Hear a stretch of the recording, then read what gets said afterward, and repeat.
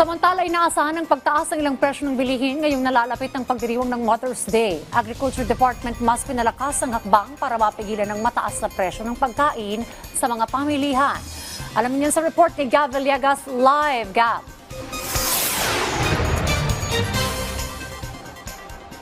Diyan, ilang araw bago ang Mother's Day ay alamin muna natin ang presyo ng ilang bilihin dito sa Mega Q-Mart sa Quezon City. Ang presyo ng galunggong ay nasa 200 pesos ang isang kilo, habang ang tambakol naman ay nasa 140 pesos ang isang kilo. Ang bangus naman ay naglalaro sa 180 hanggang 220 pesos ang isang kilo, depende yan sa laki. At ang tilapia naman ay 140 pesos ang isang kilo. Sa presyo naman ng baboy, ang pork chop, laman at kasim, pati rin ang giniling ay nasa 340 pesos ang isang kilo, habang ang liempo ay 400 pesos ang isang kilo. Pagdating naman sa manok, ang presyo ng isang buong manok ay 180 pesos ang isang kilo, habang yung choice cuts naman ay 210 pesos ang isang kilo.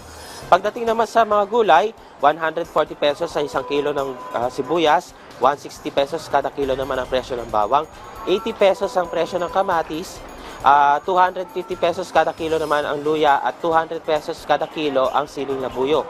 Ayon sa mga nagtitinda dito, Dayan, ay tumaas ang presyo ng galunggong mula sa dating 140 pesos kada kilo.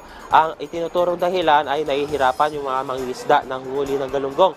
Nananatili naman stable ang presyo ng baboy at gulay, at ang presyo naman ng manok ay tumaas na 10 piso kada kilo.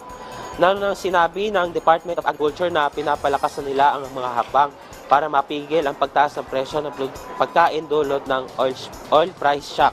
Ilan sa mga hakbang na ginagawa ngayon ng DA ay ang paglalagay ng dedicated food lanes kung saan inalis ang toll fee para sa mga sasakyan na nagbibiyahe ng agricultural products at pagbawas sa port charges upang mapabilis ang delivery at mapababa ang logistics cost. Pinagting rin ng kagawaran ng price monitoring sa mga pamilihan para matiyak na makatwiran ang ipinapataw na patong sa mga paninda produkto. Diyan, pinabibilis na rin ang pamahalaan ng implementasyon ng benteng bigas. Meron na program, gayon din ang Rice for All program.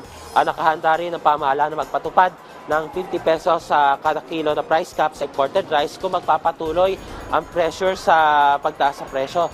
At yan muna ang update mula rito sa Mega Q-Mart sa Quezon City, at isang pagbati sa lahat ng mga mapagmahal at mapagkalingang ina. Balisay, Dayan. Maraming salamat, Gab Villegas.